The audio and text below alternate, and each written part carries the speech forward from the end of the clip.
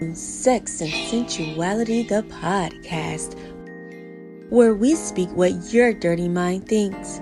We are here every Monday night at 9 p.m. chatting about tantalizing topics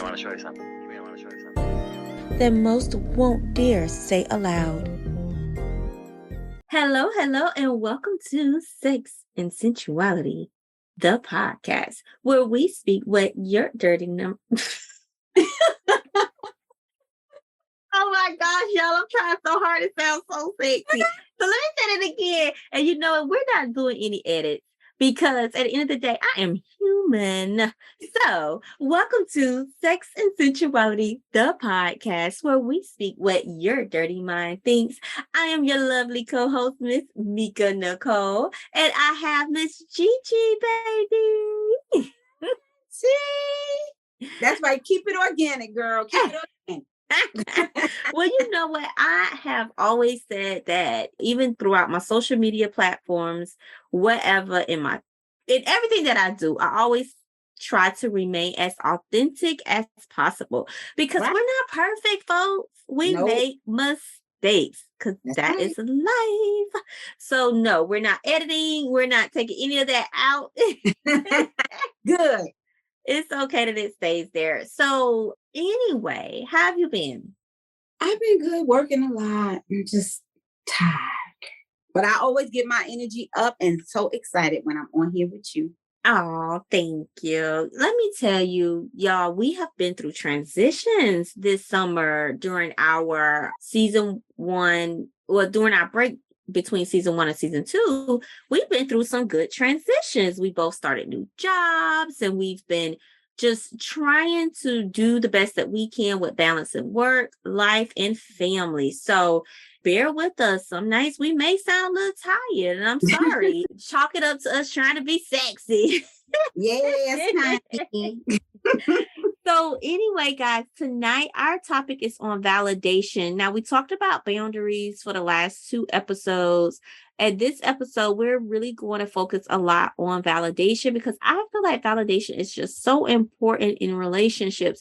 And if you're not feeling validated in your relationship, you need to have a conversation with your partner because your feelings do matter, especially if they are feelings that, about something that's detrimental emotionally, physically, sexually, spiritually, mentally, financially in the relationship. We have to be able to talk about those things with our partner. So we're going to go into that tonight. But before we get started, y'all, let me just talk to y'all about this juicy topic, honey.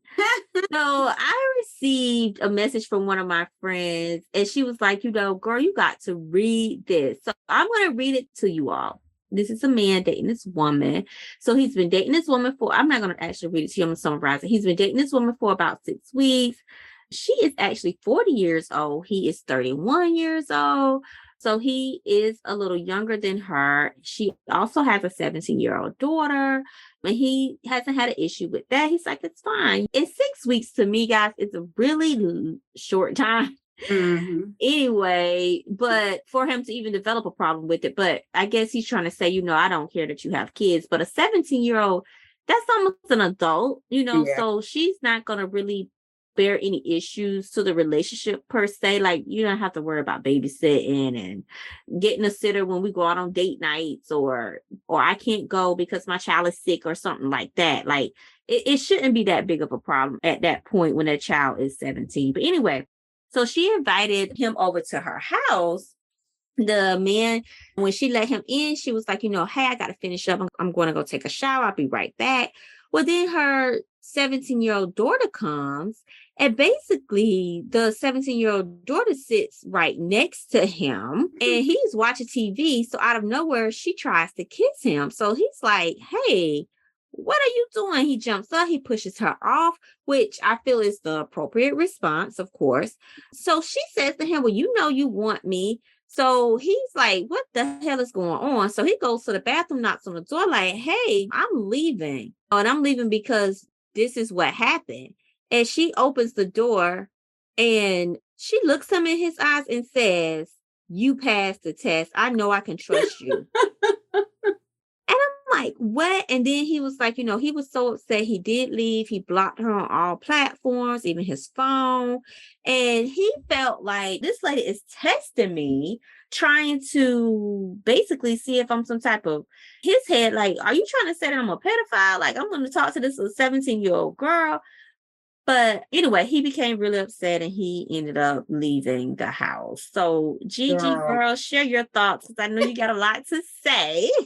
Let me tell you something. When you sent this to me, I just was like, the stuff that people do.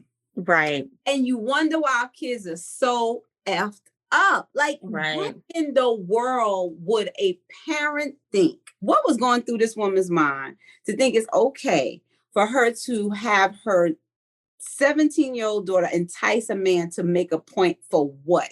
Why? Right. Because you 40 years old and so you feeling some insecurity because you with a younger man. So you wanted to see if he would ever down the road look sideways at your daughter.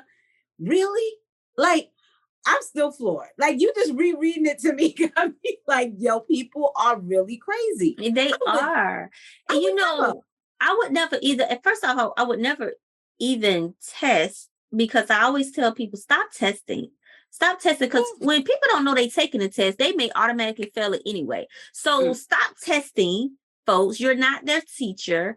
You're their teacher to teach them about you and who you are, what you want, where you want to be in your life, where you want to go with this relationship or whatever. But you're not there to teach them how to be in these situations. Like, so stop testing these people. You watch and observe how they act. So like, if your daughter would have come home, if this girl's daughter would have came home and he started making a pass at her daughter, then that's a cause for, okay, you know what? Yeah, now I can't trust him around my daughter. If I can't trust him around my daughter, I definitely can't trust him around nobody else. So this is somebody I don't need in my life. Like, you observe their behaviors and how they are.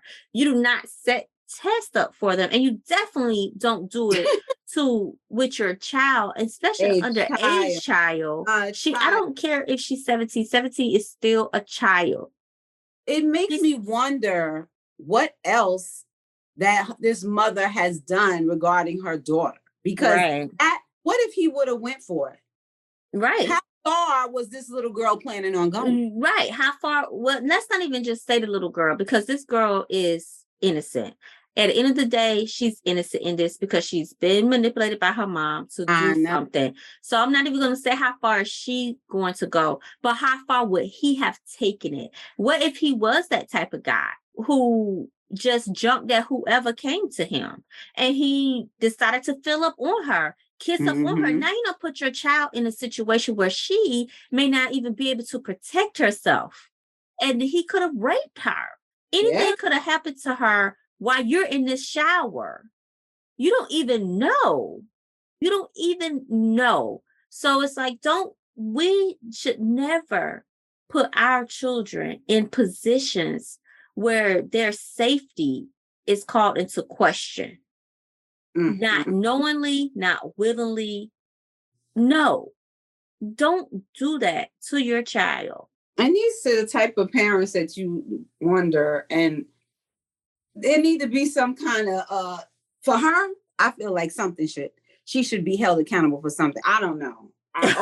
She definitely need to be held accountable for something, because morally she was definitely wrong.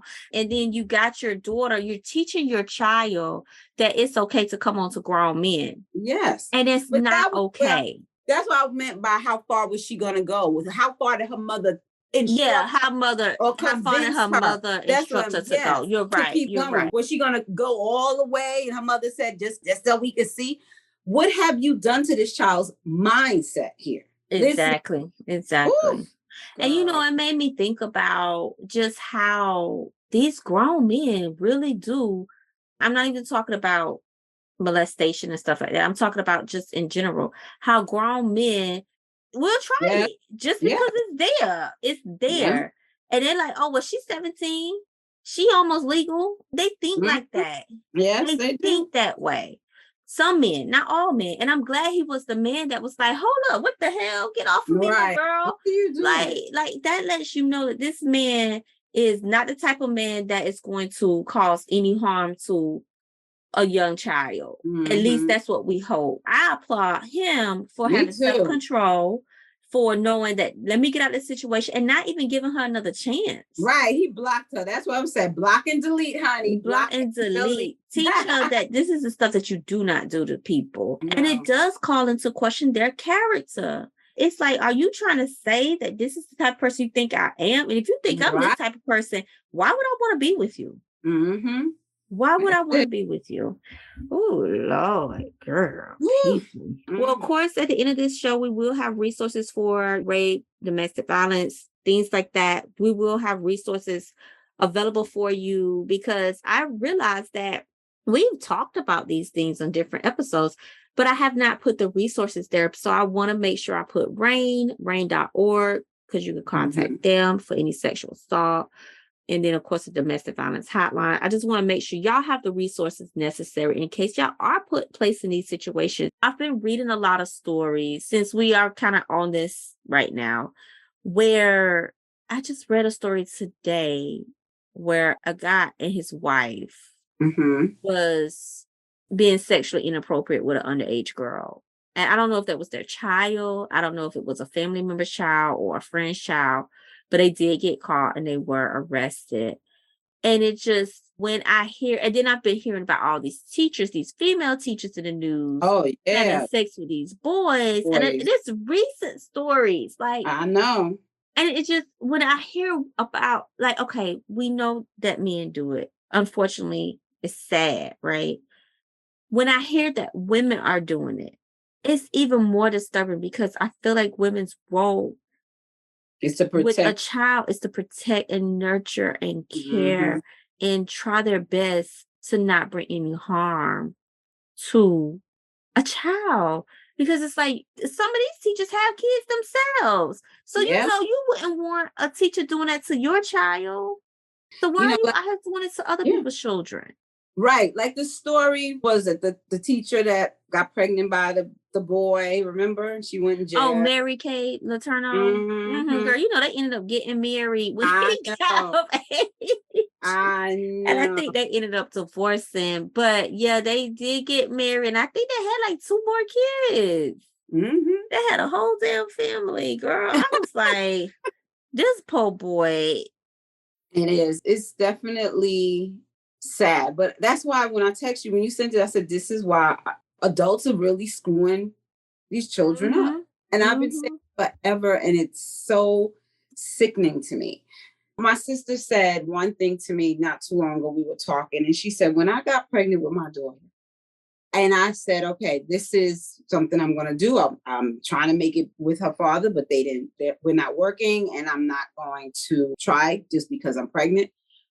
But with my child, I'm going to give her, because I'm having her, it's going to be 18 years of my life that I am giving to her, the best of who I am, everything that she needs. And then I can live my life. Right. And the thing is, most people don't do that. For some reason, they think they should just fit the child into their world and just maneuver around however they feel with that. And that's not how you should be parenting. You decide to have this child, you have to be there. Well, there's the part about being present, 100% involved, doing what you're supposed to do, because this child didn't ask to come here. You make a choice. I agree with you on that.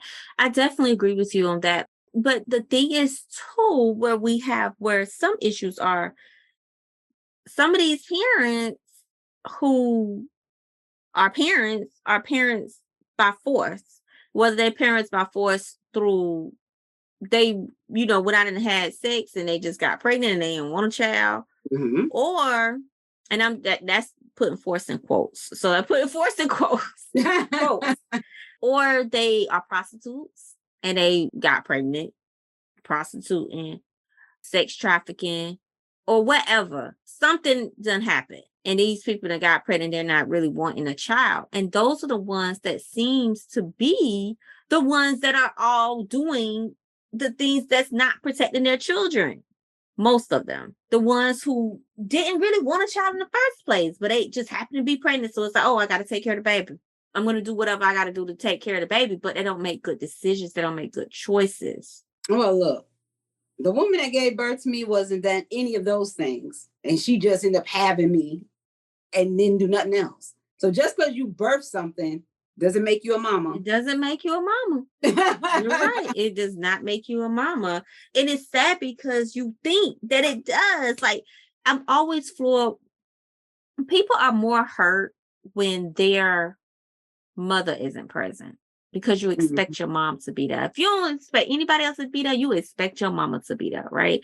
Because you have been in your mama's womb. You are so attached to your mom. When your dad is not there, unfortunately, it's a common thing too. And people are like, it hurts. But for some reason, it hurts deeper when your mama isn't there. Yeah, I definitely agree with you. Took me for a long time to be able to just be like, you go through these ups and downs. Like for me, it was times when I just cut off and then you feel this craving again. You're right. It's like this tie that you don't see, but it continuously pulling you. Yeah. And for now, like at my 50 now, I'm like, yeah, I can't deal with this woman. And I don't want to. I think because me getting into a different space, but for children, it's sad. It really is.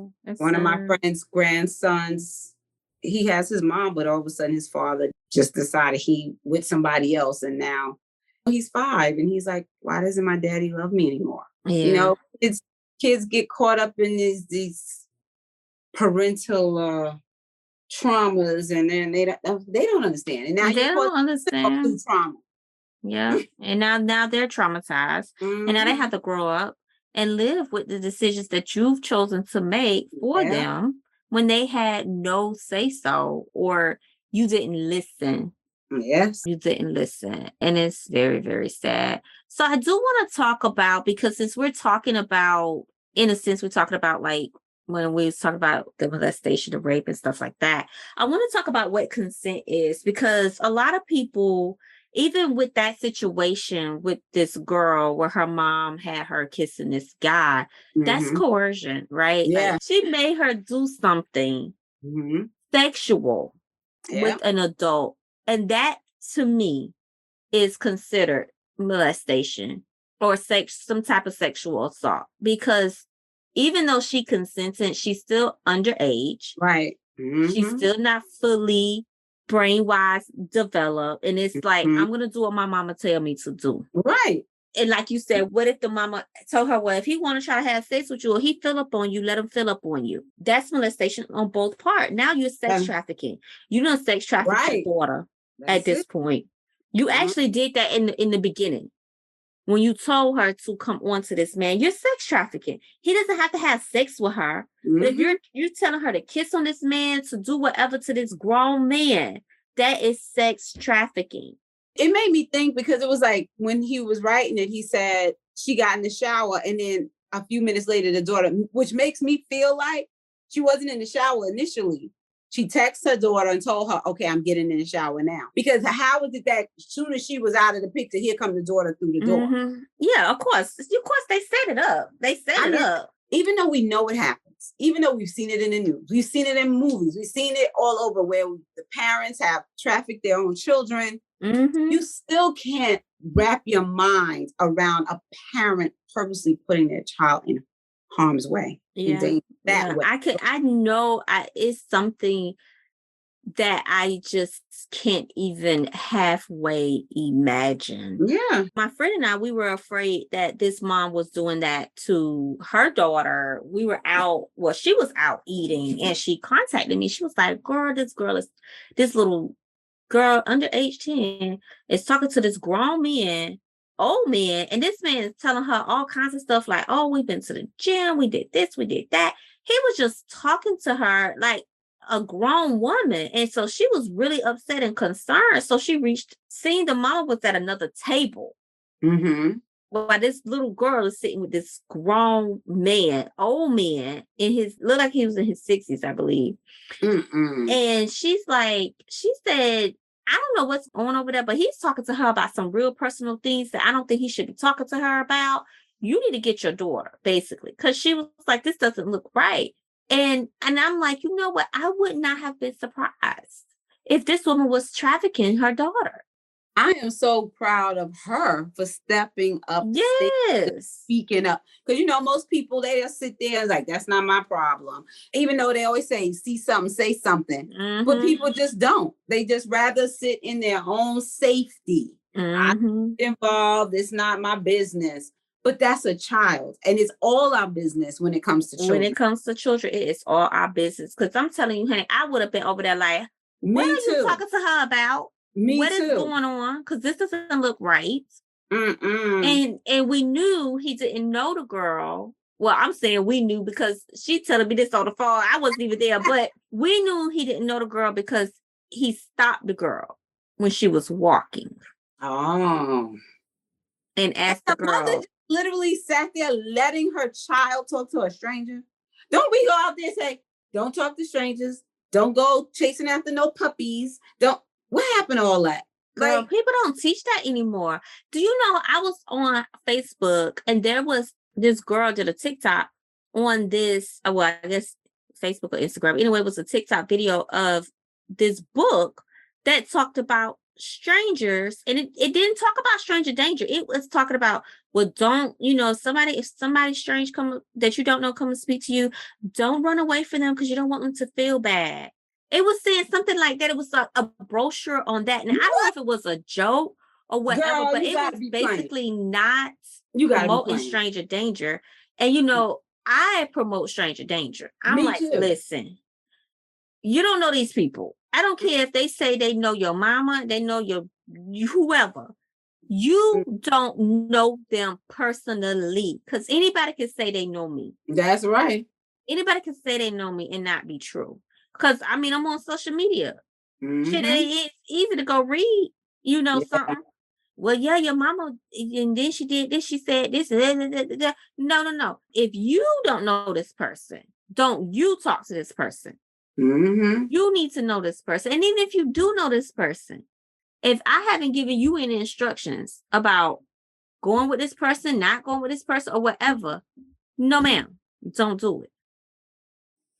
Don't do it. So let's talk about consent. And the reason why I brought up consent is because I don't feel like this girl in that particular situation was fully aware of what was happening or what could have happened had she continued on, or just what could have happened just from doing what her mama told her to do. Because we get ourselves in situations where we may not be able to fully consent.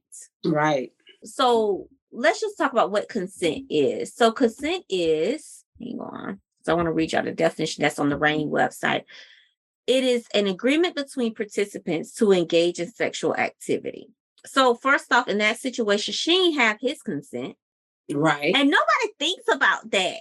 We always think about the woman giving consent. But we never think about a man giving consent. She didn't have his consent to come fill up on him and to try to kiss him. And this is teaching her that if she's in the same situation, she don't want to be kissed on, that it's okay if a dude do this to her because she was able to do it to a man. And that's not right. So anyway, consent is an agreement between participants to engage in sexual activity. When you're engaging in sexual activity, consent is about communication, and it should happen every single time. The laws about consent vary by state and situation, but you don't have to be a legal expert, of course, to understand how consent plays out in real life. So consent looks like being able to clearly say, yes, I want to move forward with this. Even in the midst of sexual activity. If you want to stop, you should be able to stop. And that person should stop with you. You should be able to say, hey, you know, I'm no longer feeling this. I need to stop. And that person should say, you know what, let me get up and get out. That's right. Literally and figuratively. Let me get up and get out. Also, just because you had sex with someone in the past doesn't mean that they have consent to have sex with you again. Right. They have to get consent again. Each time. every single time. And okay, so this brings me to this other story where this lady, she had been having sex with this dude. Mm-hmm. And then she decided, well, you know what? I no longer want to continue this friends with benefits situation. And she told him that she wasn't interested Mm-hmm. anymore. Well, they ended up, I guess, meeting up as friends, going out, hanging out, getting drunk. And she waits till the next day. He had sex with her. And she ended up, I think she ended up getting pregnant from it. And she's like, is this sexual assault? Like, she wasn't for sure if this was sexual assault or not. And everybody was like, yes, this is Yeah. sexual assault and you can report him. Mm-hmm. And he was like, he told her, but you said yes. And she was like, well, I don't remember consenting to this, because she said what happened was they were drinking. She was tipsy. And he came on to her. Mm-hmm. And she had told him, no, I don't want to have sex with you. And he was like, yes, you do. And she just ended up giving in. She felt like she couldn't stop him in that moment. And now I can see that being kind of vague, right? Kind of like unclear. Mm-hmm. However, right when she said, I don't want to have sex with you, that should have been enough. Right. He should not have kept trying to feel on her, touch on her, pull her panties to the side, whatever. He shouldn't have done nothing else at that point, because she had said no. She had already said no. And if you keep going at that point, it is assault. And I don't care if she said yes. I mean, I don't care if she gave in, quote unquote. But a lot of people give in because they're afraid to fight. And it's just like, let me just lay here, because I've told you no, I don't want to. What you thinking? Let me tell you something. Anytime you feel that this is not what you want to do, then you don't do it. And I think she allowed him to convince her. First of all, she was already inebriated from the drinking. So her thought process was already fuzzy, right? Yeah. So then it wasn't going to take much for him to say, yes, you do. Come on. And, do all of that. But so for me, he should have just been a real man and said, you know what? Okay, I'm going to respect that and wait until the morning. I mean, but where were they? In his house for all of this stuff to be happening at a bar? Where were they? At her house. At her house. At her I think it was at her house. So let me just tell y'all what consent does not look like, because that is something that we're talking about now. Refusing to acknowledge no. Just because the person didn't clearly say no does not mean they gave you consent. A clear consent is, yes, let's go, let's do it. I'm coming on to you. I'm doing something too. If the partner is disengaged, non-responsive, or visibly upset, that is not consent. Just because they're not saying anything does not mean that they're giving you consent. You notice that they're disengaged. You notice that they're non-responsive. I wouldn't want to go on anyway. I ain't trying to have sex with nobody that is not engaged with me. Right. You ain't even looking me in my eyes. You ain't even looking turned on. You giving me a blank stare. Hell no, I ain't trying to have sex with you. I don't know why people want to do that. Like, you want with somebody that's drunk. That's a whole control thing. It is. It is. There's no participation. I'm just there. Right. If I'm just there, and a lot of people end up being just there because they're intimidated or they're afraid that you're going to do something to hurt them. Right. Mm-hmm. Someone being incapacitated because of drugs or alcohol, which normally makes it easier for you to pressure them into sexual activity, because now they're afraid.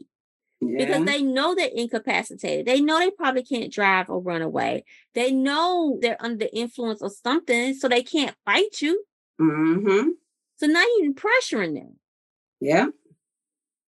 Oh, Lord. Anyway, guys, I know this topic came out of nowhere, but maybe someone needed to hear this stuff tonight. Yeah, most definitely. We'll talk about validation next show. Okay. We will definitely talk about validation next show. I do want people to take the time to go to RAINN.org, men and women. Yes. Okay. Read the resources that are there. It's so many resources out here, even for parents. things that you can read about and understand, like warning signs, things about like how can you protect your child from sexual assault? How can you protect your child from sexual abuse? What if you suspect that your child has been abused? What are some, they have resources for that. So talking to your kids about it, which is so important. So please go to the website, read about it. Let's have a real discussion about it. When we do our lives, I really want us to talk about it because we're going to start. I know we were supposed to start doing live, but again, Gigi and I started working, y'all. So we will start our lives in October. And I want us to talk about some of our topics. And I think having a real live discussion on this is important. Most definitely.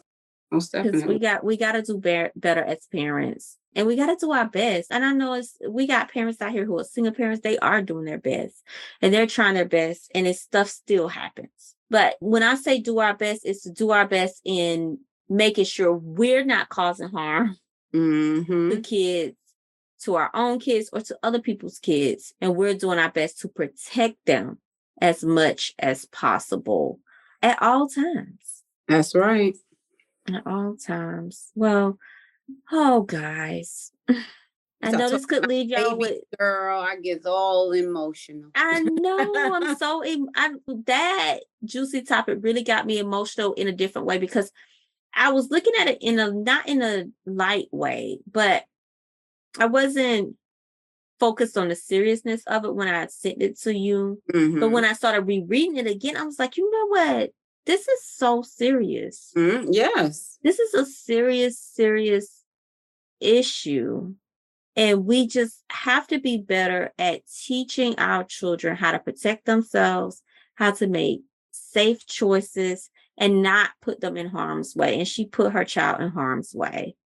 Anything could have happened in that moment. We don't know what that man could have. Had her do this. Right. And what if he was like again, what if he was a pedophile? What if he was somebody who decided to give in to her? Or let's not even say give in to her, but what if he would have just taken it further after she said, no, I'm just, no. And she tried to walk away, but he grabs her and do something else. Right. It was it just could have went wrong in so many different ways. And that mother wasn't thinking. That's right. She needs to be held accountable. She does. Assault is trafficking, so many things. It is so many things. She needs to be arrested in jail somewhere or getting some counseling. And her daughter need to get some counseling because this is not healthy mentality even for her to learn right now, in her life. Because we don't want her growing up doing the same thing or thinking it's okay to just throw your stuff at men. It's just not okay. And then teaching her daughter the same, because when I watch some of these movies, sometimes that's exactly what, like, you see the girls and she goes, that's what I learned from my mama. Yeah, I learned that from my mama. Yeah. Girl, you have to watch real quick because this is what it made me think of when you said that. You have to watch House of Vicious. Oh, I watch it. Yes, and so you hear how she keeps flashing back to what her mom has said and what her mom is teaching her. Yeah. It's that same mentality. Like, moms, y'all play such a pivotal role in a child's life. Yeah. And what you say, whether it's right or wrong, these children soak it in and they live with it forever. Yes, they do. Until they go get some counseling to help them out of it if it's something negative, Yes. But anyway. It's so true. That's why. And it's funny when you said, I was actually thinking about that when I was saying it.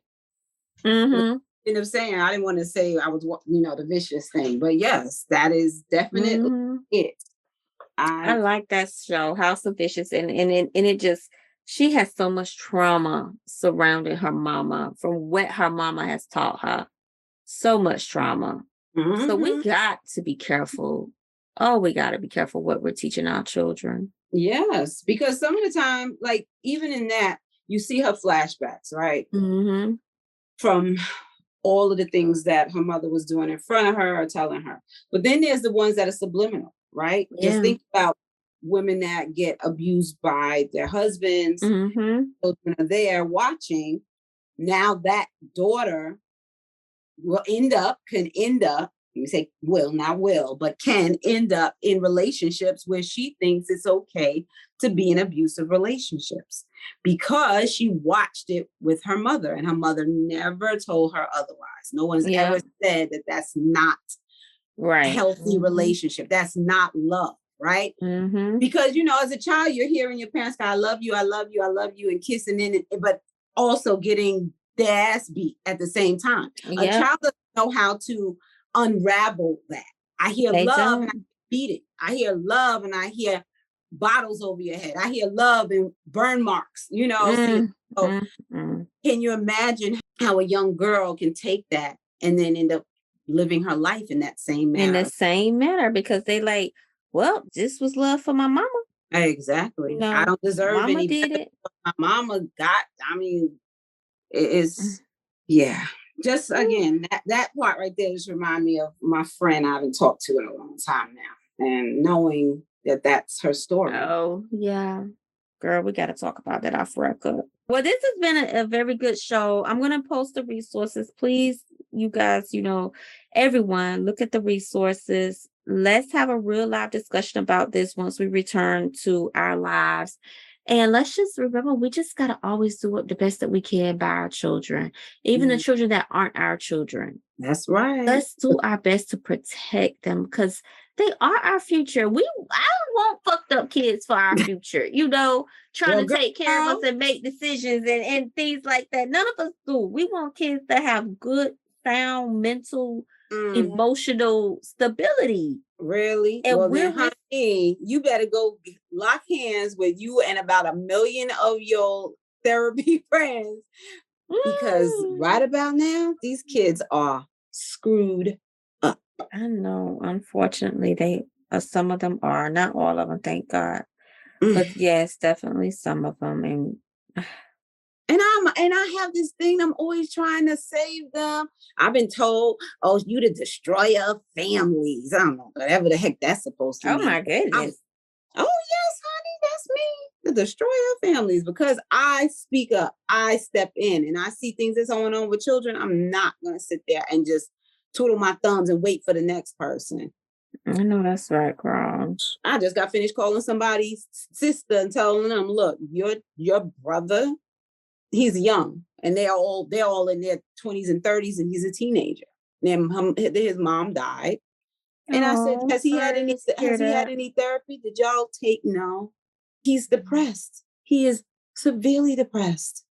And y'all need to step up and do something. I said, look, I know you don't really know me, and I'm just getting this information, but I cannot lay down knowing what I know and just act like it's not happening in front of my face. So she thanked me and said that she was definitely going to take that information and do something. So I'm glad. Georgie always be saying, baby, you always just so brave. You don't know how people going to react. I know I don't. But when it comes to a child, I can't. I have to put my feelings aside, my fears aside, and do what I need to do. Yeah, I'm the same way. I like to put all my stuff to the side and be like, I'm here to help as much as I can to do the best that I can by this child. The poor babies. That was good. That was good. All right, guys. Y'all have a good night. We thank y'all for joining Sex and Sensuality, the podcast, where we speak with your dirty mind things. I hope you all have a good night. Thank you so much. Bye. Bye-bye. Thank you for joining us on another episode